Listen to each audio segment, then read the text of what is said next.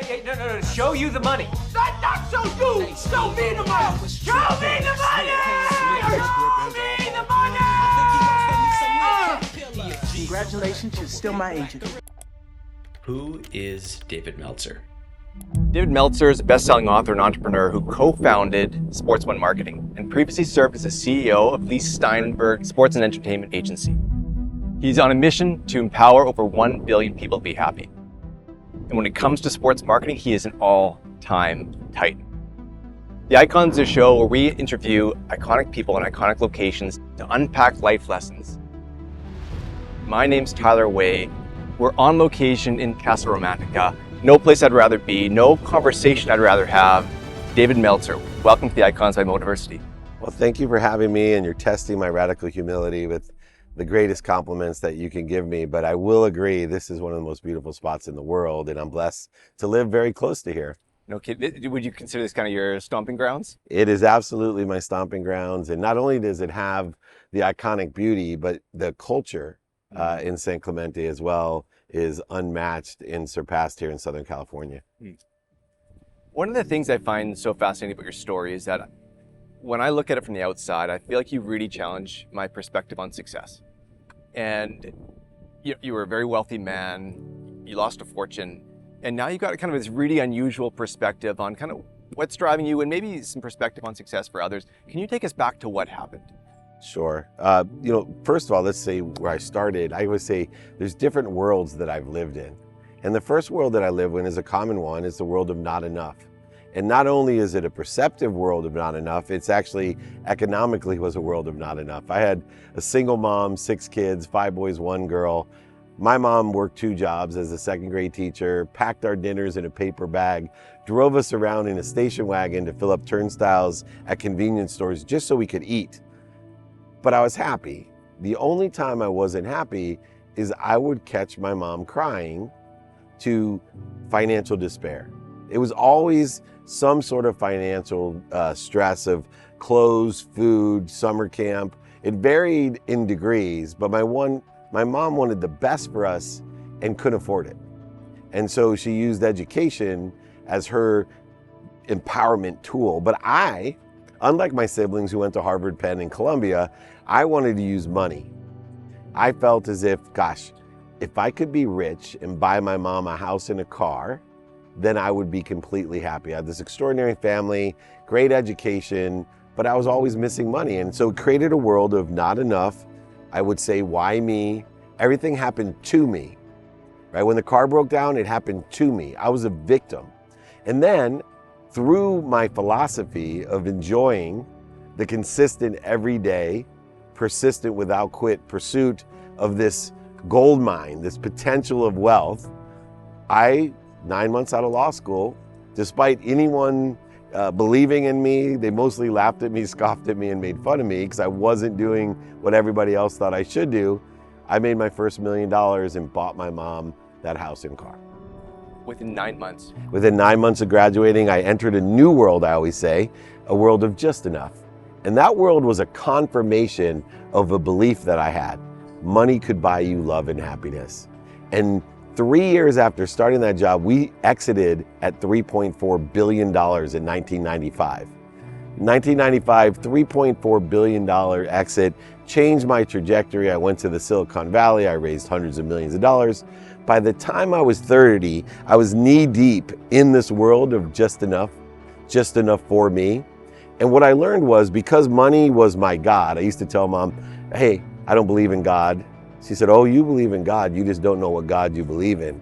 And I didn't really understand what she means. I get a little choked up thinking about it, because at 30, I married my dream girl from the 4th grade.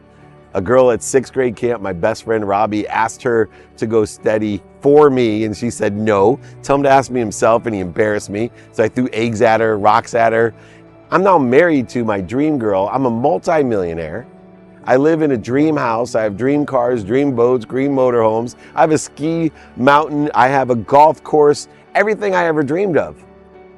But I wasn't happy.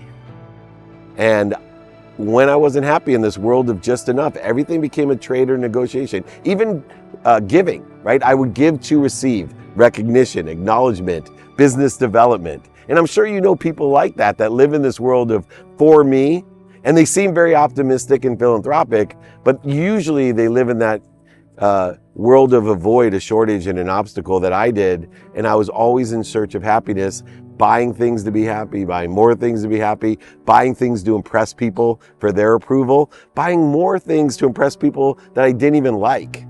And this all culminated into 3 red flags, distinct inflection points of my past, defining moments that changed my perspective forever, that I've utilized over the last 16 years, as you stated, even through losing over $100 million, going bankrupt, going from all of that to a rented house, rented car, rented furniture, with 3 daughters under the age of 10, and my wife pregnant with my 4th child.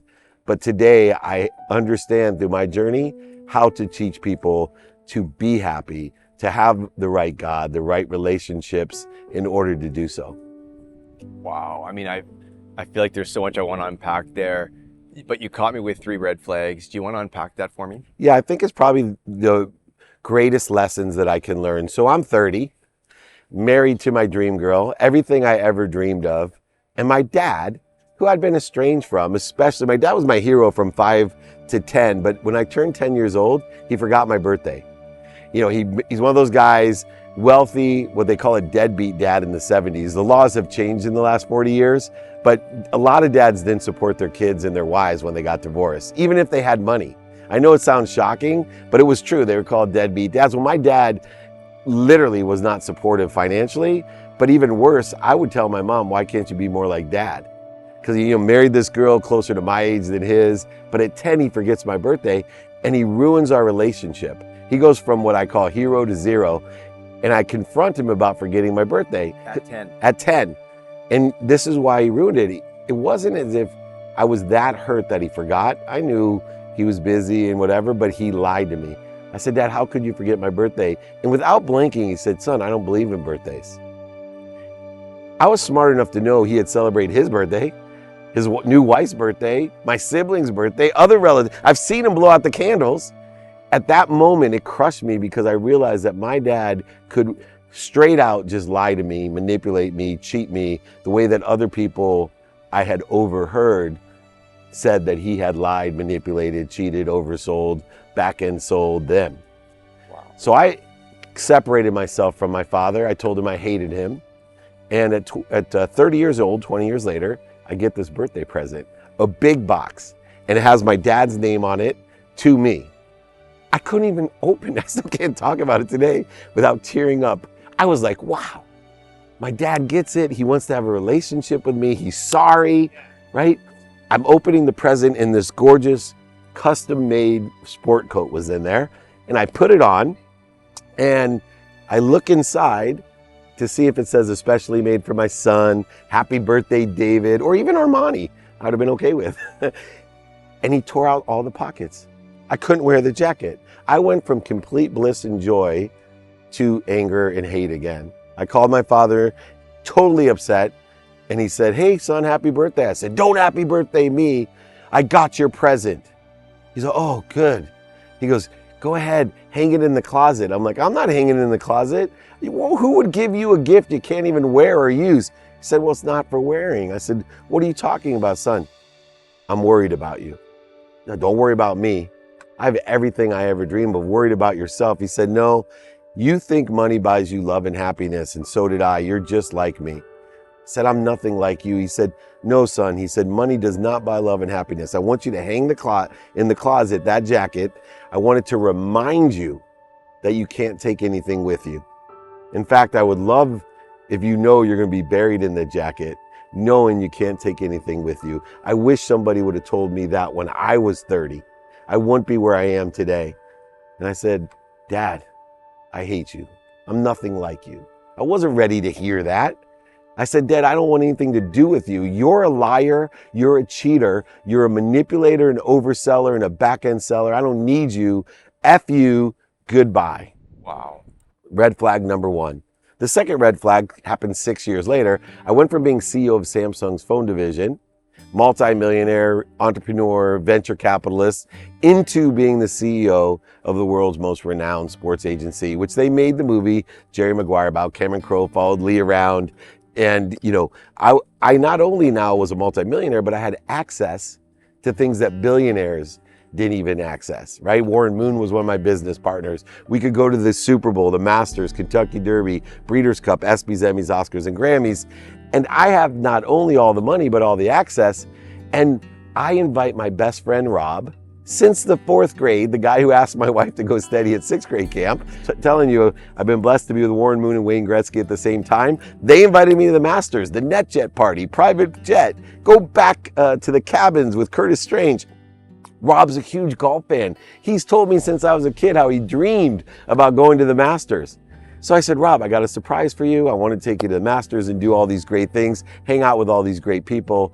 And without blinking, Rob tells me, no, I'm not going. So what are you talking about, brother? He said, I don't like who you hang out with and what you're doing. I don't want to go, and you better be careful, buddy. I said, come on, Rob. I'm not doing what those guys are doing. Come on, you got to go with me. He said, Dave, you can lie to me, but don't lie to yourself. I'm worried about you. I wasn't ready to hear it from my best friend, so I told him I hated him. Told him, F you. I remember telling him, how dare you talk to me that way? All the things I've done for you. How dare you treat me this way? You're not my friend. I hate you. F you. I walked away. 2 weeks later, red flag number 2, my life would change forever. I had asked my wife if I could go to the Grammy Awards, which are the music awards here, and with Little John the rapper. We were going to go on stage at the House of Blues and then go over to the award show. She told me she didn't think it was a good idea, told me I wasn't paying attention to my work, I wasn't paying attention to the family, and I was partying way too much, and she was really concerned about me. I'm like, I'm okay. She's all, look, if you go, we're going to have a problem. So I lied to her, told her I had a business meeting, changed clothes in the car, came home then at 5:30 in the morning, completely wasted, and there she was waiting for me. And somehow, to my surprise, she wasn't happy with me. She told me that she was leaving me. She told me that I better take stock who I was and what I wanted to become, because I was going to be dead. Looking back, I get choked up because I can't believe my mindset at that moment. Because what I told her was, how dare you? Look around you. Who do you think made all this happen? Who do you think you're talking to? F you. You want to leave me? I'm leaving you. And I went to bed. I woke up in the morning full of hate. I hated my mom. I hated my dad. I hated my best friend. I hated my wife. And I was thinking about how I could punish all of them, what I could do to show them how dare they speak to me, act this way towards me, be so non-grateful towards the Almighty. And as I'm thinking about how and who I should call to take away their happiness, I look over in the closet, and there it was, that dumb jacket. I hadn't seen that jacket. Just like, the teacher will appear, the jacket appeared. And I stared at that jacket, and my heart was full. And I realized at that moment, I don't hate my mom or my dad. I don't hate my best friend, and I certainly didn't hate my wife. I hated myself. I had to come to grips that I had become a liar, a cheater, a manipulator, an overseller, a back-end seller. And that I sat there that day taking stock in who I was and what I wanted to become. This is 2 years earlier than me losing everything. I'm not sure if I would have lost everything before I saw that jacket, that I would have been in a place or prepared enough to have the right perspective to promote myself and protect myself, to change the meaning or relativity of my past by that defining moment or inflection point, which I've been able to do today. Because I will tell you, if somebody asked me about my bankruptcy at that time, imagine having to ask your mom to move because you forgot to take the house out of her. The only reason I want to be rich is for my mom. Only one reason I want to be rich is to buy her that house and a car. And I have to tell her, hey, you need to move out of your house because I lost your house. And I would tell you at that moment, it may have been one of the most challenging, painful things in my entire life. But here I am 14 years later, to tell you it's the best thing or one of the best things that's happened to me. Without that bankruptcy, without that experience, I would either be divorced or dead. And we're capable, through relativity of inflection points and defined moments of our past, to apply them to the 24 hours a day, to live in an infinite world of unlimited possibilities, probabilities, and perspectives in the future. Those three defining moments of my past, those red flags as I call them, the inflection points, defining moments, I've given meaning to not only empower me to make a lot of money, help a lot of people, and have a lot of fun, but empower others to do the same. You know, as you're telling me that story, I can hear the emotion, I can see the emotion, and I think about, you know, all the people that watch our shows, that watch our videos. Some of them are in a tough spot. They still love themselves, they're working themselves out, but some are in that spot where maybe they've had rage or they've had hate outside of them, and now they're realizing, you know, I'm struggling with myself. What's your advice to somebody who feels like, I don't love myself? It's interesting. I've been asked so many different questions. No one's ever asked me that question. So the first thing I tell people is you can't find outside of you what you can't find inside of you. And so I like to ask myself open-ended questions. What are you doing today that you like? What are you doing today that you don't like?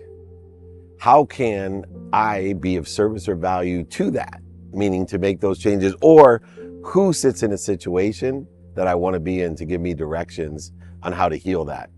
The overwhelming answer when we look within, and the advice that I would give as I get people to at least start looking in as a first step to create coherence of remembering I need to heal myself and actually healing myself, is a step beyond, which is faith. I talked about earlier that I told my mom that I didn't believe in God, and she said, oh yes you do, you just don't know what God you're serving. I think it's really important to shift a paradigm, and I'll tell the story of the paradigm that I had to shift, and it helps so many other people. When I was 3 years old, you know how much I care about my mom and how high in regard I talk to her, but my mom doesn't yell. My mom never hits as a mom. In fact, my wife, I'm sure she's not gonna like this, but my wife always tells my mom, you know what David's problem is you never yelled at him or hit him. I disagree, but at 3 years old, I reached out to touch a hot stove. And my mom instantly reacted by slapping my hand extremely hard and screaming at me, no. My immediate reaction was crying and asking her, why are you punishing me? What did I do? What did I do? And I was terrified. And she immediately hugged me and she patted and said, whoa, whoa, whoa, I'm not punishing you. I'm protecting you. I'm promoting you. You're gonna get burned if you touch that stove. So many of us, as we explore within, we have to have the faith that there's something bigger than us. But unlike my mom, an omniscient, all-powerful, all-knowing, omnipresent mom that loves us more than even my mom loves me. So that every time that I get slapped outside of me, every time I have pain, failures, setbacks, and mistakes, that my mindset is, oh, I'm being protected and promoted. Oh, bankruptcy? Oh, I probably don't know what I don't know. And if I continue on this way with all of that money, I'm gonna end up getting burned. And this one perspective paradigm shift allows us to not only look within, but to realize with faith that we are being protected and promoted by all the things that are creating the interference outside of us, which allows us to create what I call the foundational application of why, where so many people that are full of hate, condition, judgment, ego, they don't understand they're in search of something they already have. Most people will tell you when they're in that mindset, I need to get more money. I need to get more healthy. I need to get more worthy. I need to get more happy, because they're full of hate. If I can teach them not only to look within and heal, but also to have faith, and then finally to say, wait a second, if I am connected to and through the greatest source, power, omniscient, all-knowing, omnipresent power that loves me more than my mom, then I am happy. I am healthy. I am wealthy. I am worthy. I just got to figure out what I'm doing to interfere with it. And this hate is interfering with my truth, my potential, my love, the light, and the lessons of the journey that I've been blessed with full appreciation, acknowledgement, and the ability to dream and to ask for more.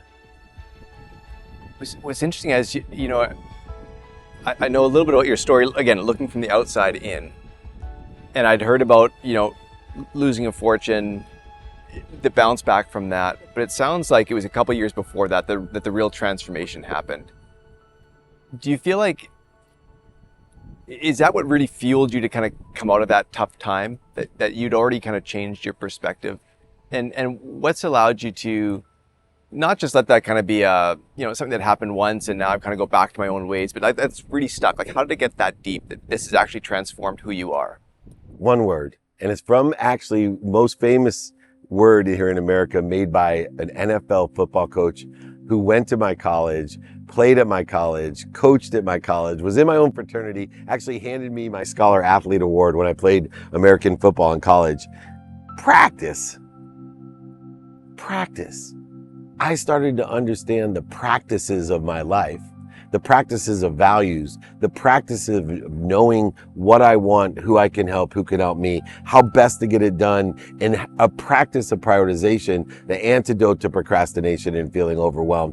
I practiced identifying ego. I practiced stopping. I practiced breathing and all the different practices, meditation, nutrition, help. I practiced my non-negotiable. Practice. And they built upon each other. They aggregated and compounded to give me an exponential result. But it started before I decided any of the habits, any of the behaviors that were going to get me there. It started with the understanding of something called coherence, the fuel of practice, the habit machine itself. Coherence is why I teach gratitude. Gratitude's powerful, but I make an assumption that everybody knows gratitude is powerful. Everyone knows it's free. Everyone knows it takes 0.1 seconds. The problem with gratitude is most people don't have coherence of gratitude. You see, I can tell everyone about all the world thought leaders that I surrounded myself with, and they all agree gratitude's powerful. I can tell them about the physics, quantum physics, and metaphysics of why gratitude's so powerful. I can give them 1,000 testimonials of people to tell them that saying thank you before I went to bed and when I woke up changed my life exponentially. But by tonight, all of your viewers, everyone listening and watching this, almost half of them won't say thank you. By tomorrow morning, another half of them won't say thank you. And within 3 days, almost all of us will stop saying thank you. Why? Because they don't learn coherence. Coherence is remembering what's important to me and doing that first. Remembering what's most important to me. So many people live their lives like tubes, food in, food out, paycheck in, paycheck out, or Camus' The Stranger, the myth of Sisyphus, push the boulder to the top of the hill every day just to have it roll down to the bottom, because they have no coherence. They can't remember what's important to them, and then they can't do it. And so I teach coherence through gratitude. Might as well start with the easiest, fastest, cheapest, most inexpensive and powerful one. And if I can teach you to say thank you before you go to bed and when you wake up, I can then start adding additional behaviors that will allow you effectively to compound, accelerate, to aggregate into a trajectory of something that most people, it surpasses their reality. What I want is my reality to surpass your imagination through practicing and utilizing coherence. We can aggregate exactly, if not better than what we want every single day, understanding how to utilize the 24 hours that collects us all. The only limitation of today is 24 hours, and it's a man-made construct based off of the relativity of what's happened to me in my past, the bankruptcy, I abused when I was 9. We all got the list of them. But I take those defining moments and inflection points and I give it meaning that is going to help me today and propel me to the future, protect me and promote me into a better place, a better position.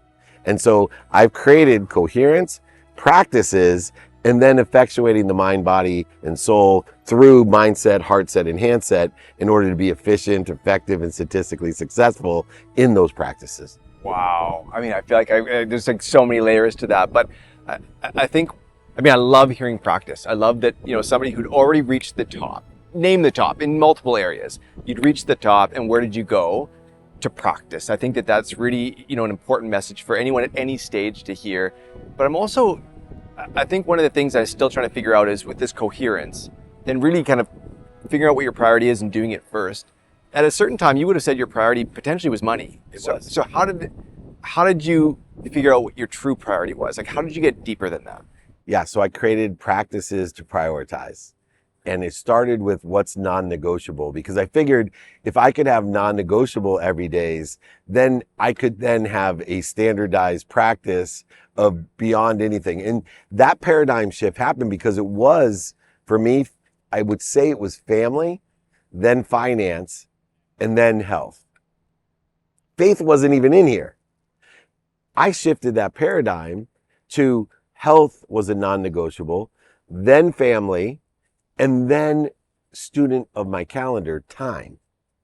This was the non-negotiable. And because time was a non-negotiable, I reconciled it with everything.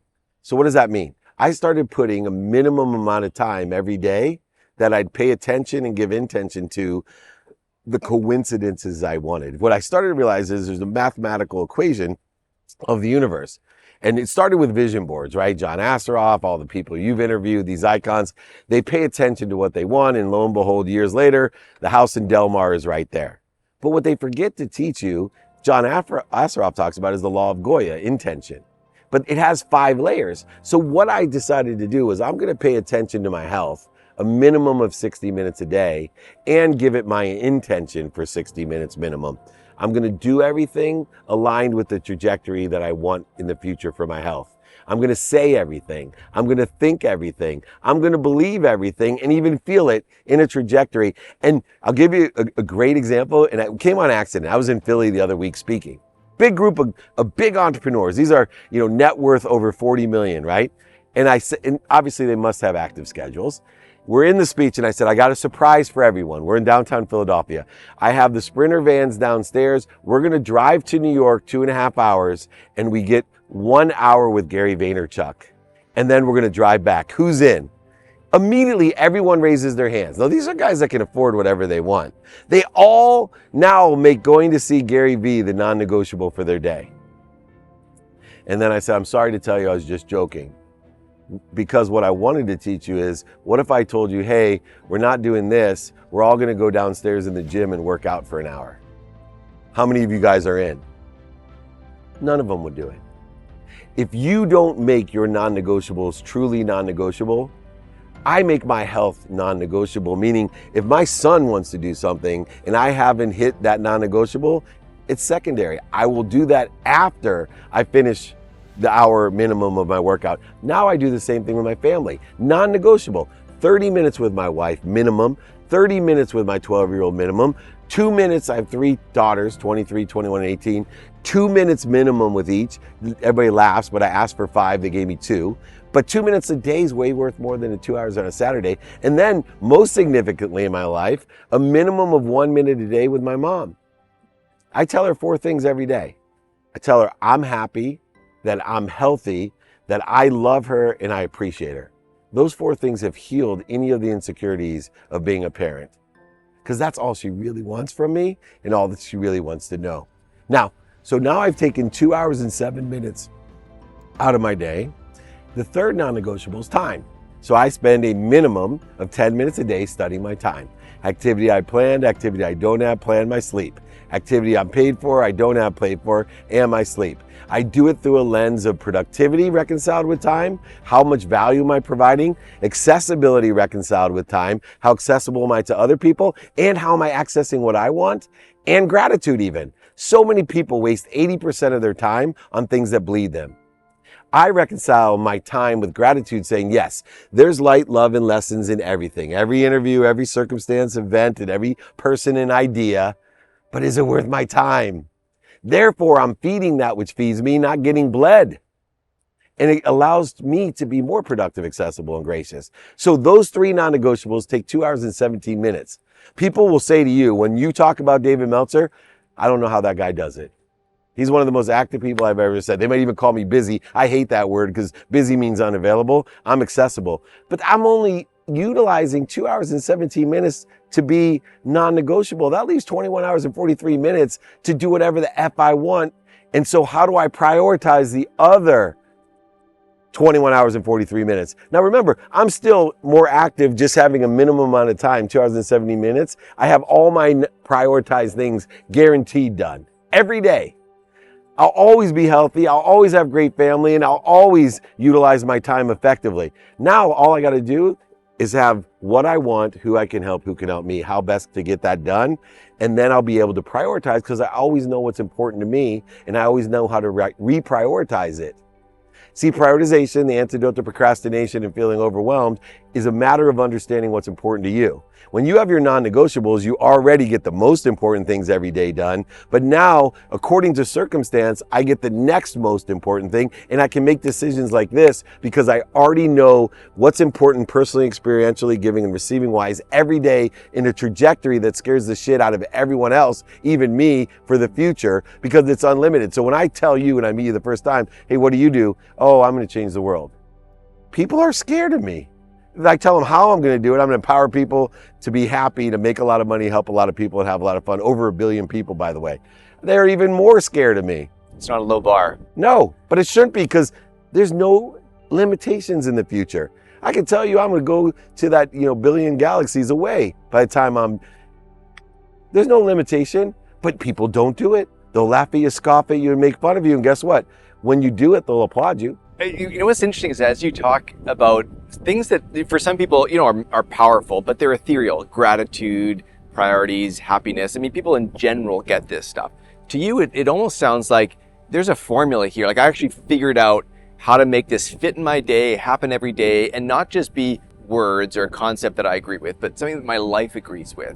I think that's really extraordinary. And you've obviously been able to now kind of look back on a life that's had highs and lows and offer fantastic advice for people. I think I know the most valuable gift you ever received. What's the most valuable advice you ever received? Oh, that's easy. I still receive it. Ask for help. Ask for help. That's the best advice I can give anyone. We don't live in this zero-sum game. When you ask for help, everything extraordinary happens, right? We get a biochemical dose of happiness when we ask for help, when we receive help, when someone witnesses the asking and receiving of help, dopamine, oxytocin, serotonin, endorphins, they're injected into our system, which makes us happy. It's a biochemical proof of, hey, you're doing the right thing. You're doing the right thing with your body, do it more. Right? So for me, it's mathematical in the way that it works. We just need to listen to what's interfering with our ease. Everyone wants to be at ease. You already are at ease. Let's figure out what's putting you at dis-ease. And so I created 4 steps to do this. And I love the fact that you're picking up on, I've used all this scarce, critical business analysis, procedures and processes and systems in order to effectuate a reconciliation of hyper-complex, high-vibration frequency, ethereal ideas, including gratitude, forgiveness, accountability. So what do? I tell myself, okay, the ego is from our brain here to protect us, right? It allows us to fight for it, we flee from it, we feed it, or we fornicate in order to create more of it. And so when I know the ego's purpose, my life becomes easier. What do I mean? The ego's necessary. That's a long drop down there. Our ego tells us, if you and I went down there right now and I said, hey, let's jump down on the rocks, our ego would say, run. Don't do it. Not a chance. No chance. The ego also will get you up, get you back up, get you started, and get you back started. So it was my ego when I lied in bed that one day after thinking, I got to go tell my mom I lost everything, including her house. It was my ego that said, if you can look up, you can get up. It's that fear, right, that allows you to get up, get back up. But fear uses about 90% of your fuel to get you up. So we want to limit the amount of fear that we use because eventually we need inspiration. We need to access the power we're given, not create power or acceleration with fear. So understanding ego, knowing it edges goodness out of our life, it edges gold out of our life, it edges God out of our life, whatever you think it does, but it will fuel us real quick to get up, get back up, get started. Now, here's the interesting thing. I need to be an expert at identifying fear. It's the greatest practice, I feel, if you have faith and believe in what I'm talking about, to utilize energy in its correct manner. Why is that? So if I can identify fear, I can use it to get up, back up when I get knocked out or knocked down. And there's some great lines from great boxers about that, like Mike Tyson, right? Never know what you're going to do until you get punched in the face. Or these are all people who understand fear at its core, how to utilize it to get up and get back up. But what I find the more powerful use of fear is just to identify it so you don't resist it. You don't try to fight it, go over it, under it, through it, around it. You don't have to lie to it, manipulate it, and cheat it. You don't have to deny it. Simply practice identify when you have a need to be right, or a need to be offended, or a need to be separate, or inferior, or superior. How about just anxious, frustrated, guilty, resentful, or angry? If we can identify when we feel the ego, intuitively how the ego is interfering with our ease, and instead of resisting it, just stop.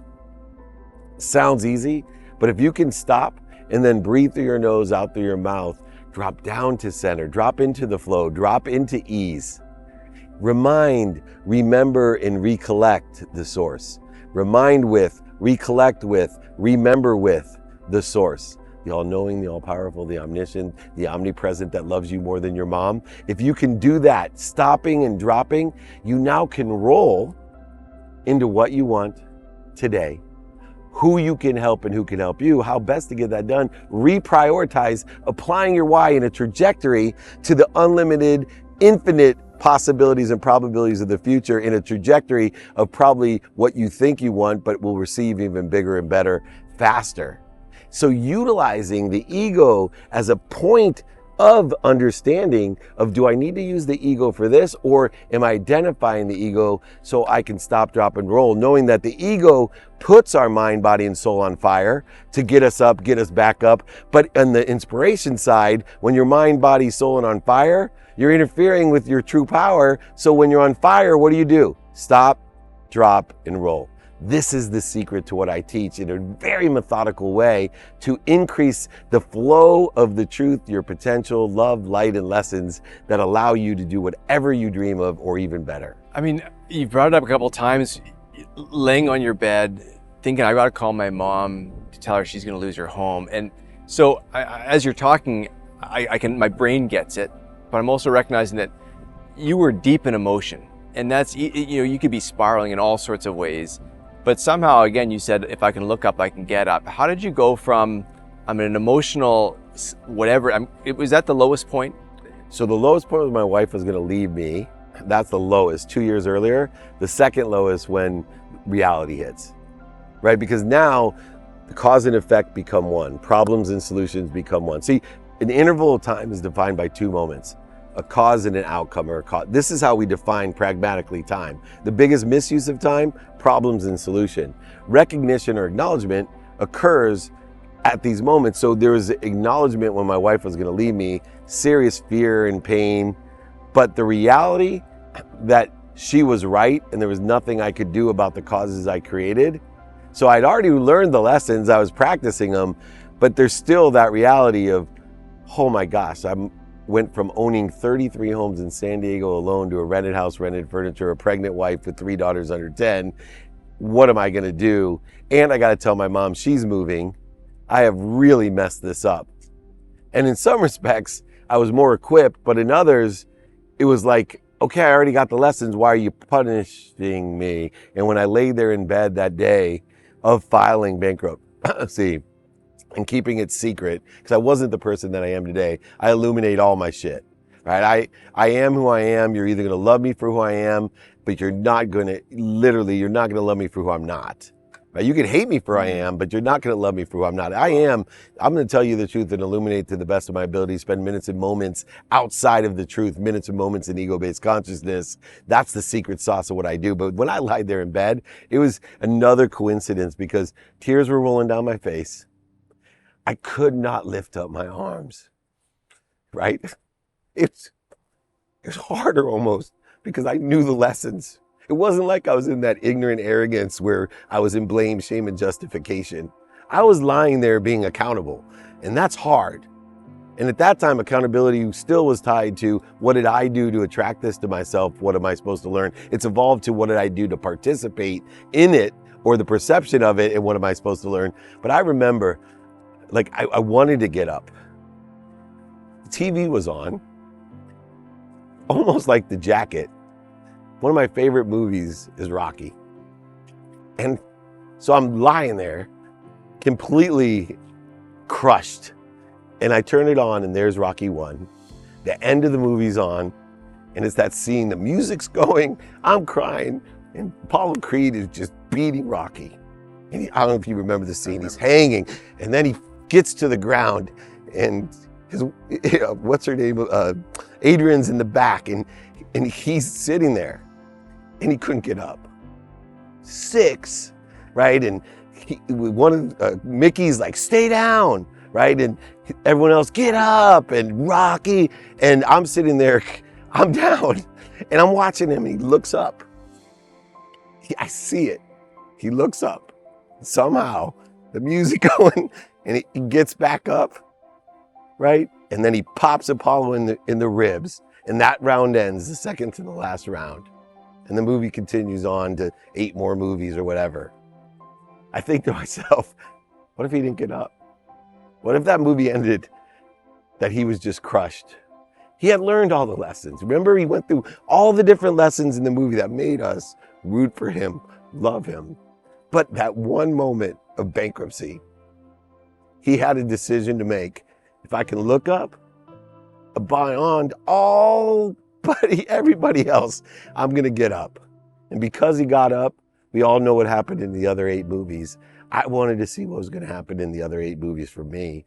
And I looked up just like he did, and I got out of bed, I took a shower, I put on my clothes, I walked over to my mom's house crying, rang the doorbell, and she answered, and I thought it was gonna be the worst thing that's ever happened to me.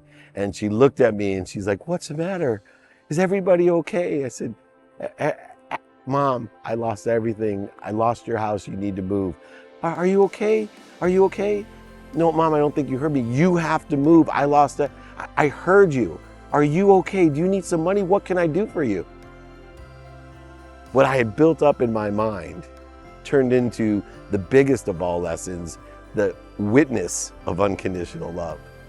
That here's my mom who told me my whole life I was lost, serving the wrong God. Arrogantly, I'm thinking I make more money in one day than you made in a lifetime. And there was her showing me the path of unconditional love, teaching me that none of it mattered, that she loved me. She was here to protect and promote me, no matter what mistakes, pain, failures, and setbacks I was going to have, even if it implicated her into them, that she was there promoting and protecting me. And my faith, knowing that there's something even bigger than my mom that loves me more than her, has propelled me and promoted me and protected me to a place that most people dream of in their lives, and I'm living it. I know people are watching this right now and their back's on the mat, their back's on the bed. If you could literally look into that camera and talk to somebody who's in that spot, what would you say to somebody? I mean, you've gone through it, they'll listen. Yeah, well, first of all, look up and then breathe. Think about what you want. Think about how you can help and who can help you. And then start thinking about how. And then prioritize that very first step, prioritize that very first day. Start thinking about what you want and continue every day enjoying that consistently, persistently in the pursuit of your potential. Also, have an open mind. Remember, I talk about what I think I want in the future. I'm open to learning and changing my mind. I love fast learners and I love hypocrites. And so if you feel that way, look up and then think about what you want, who you can help and who can help you, how best to get that done. I promise you, each day will become easier. It'll aggregate upon itself, and pretty soon, you too will be an overnight success. You've got some 20-year-olds in your house. You've got a good sense of what 20-year-olds are going through right now. We got a lot of 20-year-olds who watch this show. I mean, there's a lot of pressures going in their world right now, and it's a different world than probably the world that you and I grew up in. You know, if you think about the 20-year-olds that you're closest to, what's your advice to 20-year-olds right now? Besides ask for help, find someone who sits in a position that you want to be in. The fastest way to get to where you want to be, find someone that's already there and ask them for help. You would be amazed how many older, successful people want to help. So don't talk yourself out of asking for help. But also, one of my favorite ones is show me your friends and I'll show you your future. I see so many people surrounding themselves. See, your frequency is your neighborhood. And let me explain what that means. Is your frequency is created by your neighbors. And if you're sitting in the projects on a lawn chair drinking a Colt 45, you may have all the skills in the world, all the knowledge in the world, all the desire in the world. And when you turn to your buddy on the lawn chair drinking and you say, hey, can you help me? How many options, opportunities, and touches of favor do you think someone in your neighborhood is going to be able to give you? I'm telling you, frequency and vibration wise, surround yourself with the right people and the right ideas. Show me your friends, I'll show you your future. Surround yourself with people that are going to give you more options, more opportunities, and more touches of favor. Surround yourself with people that feed you. So many people are being bled. 80% of their time is around people that make them feel like crap. They're watching things that make them feel like crap. They're listening things that make them feel like crap. They're surrounding themselves with people that make themselves feel with crap. They're being bled all day long and wonder why they feel bled. Take my advice, ask for help, surround yourself with people that feed you and feed them. It'll be amazing, the difference in your life. Wow, I mean, as you're saying that, I'm thinking back in literally the words you're saying. When I was in my 20s, I was working for the Edmonton Oilers, a team you probably know well, yeah, trying to figure out my future. And I started to write to CEOs of Fortune 500 companies. And it was back in the days when we wrote letters.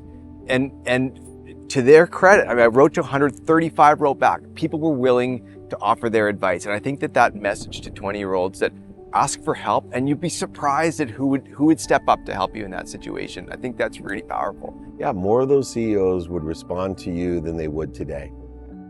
When you're young, because they were young and they know how important, they know that they would not be where they're at if they didn't have someone elevate them, and they wouldn't be where they're at unless they're elevating others. You need to elevate others to elevate yourself, but also you need others to elevate you to elevate you. It's amazing. And everyone, see, they get fooled by the closed mind. I tell people, life is so simple today because of the size, scope, and scale of access that we have. We don't have to write. You can DM them, you can email them, you can call them. This wasn't available when we were working for the Oilers or wherever. And why is that important? Because I teach kids, especially, just look for the open mind. How do you find an open mind? Smile at someone. If they smile back, they have an open mind. Tell them you like their clothes. Tell a woman you like their purse or their shoes. If they smile, they have an open mind. It takes 1,000 times the effort to convert or to transition or re-engineer a closed mind than an open mind. And remember this, everybody has an open mind some of the time.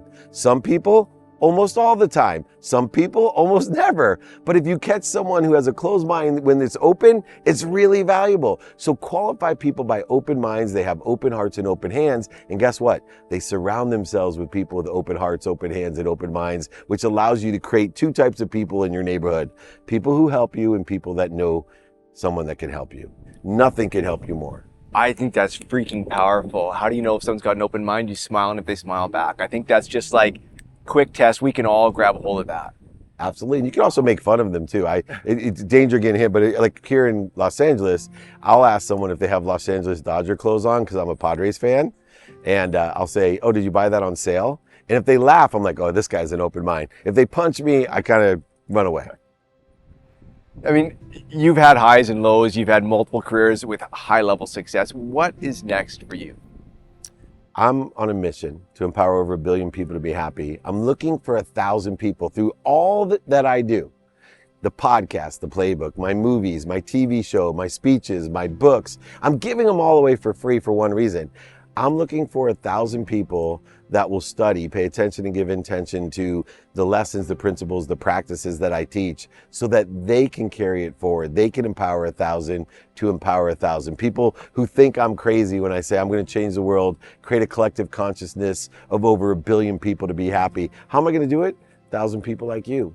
That will empower 1,000 people like you so that 1,000 of you will empower another 1,000 to make a lot of money, help a lot of people, and have a lot of fun. I have all the books, the exercises, and the guides. I give them away so you can know your values, know your practices in order to effectuate living in a world of more than enough, to have the faith of more than enough, to know that there's something bigger than you that loves you more than your mom. You are all being protected and promoted at all times. There is no punishment. Pain, setbacks, failures, mistakes, mistakes are an indicator you have a better place to be. Allow it to happen, learn these lessons, allow me to pay the dummy tax for you, and I promise I can do this in my lifetime, empower 1,000 people like you to empower 1,000, to empower 1,000. 1,000 times 1,000's a million, million times 1,000's a billion.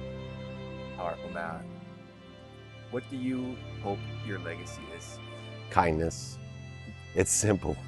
If that's all I want on my tombstone, he was kind.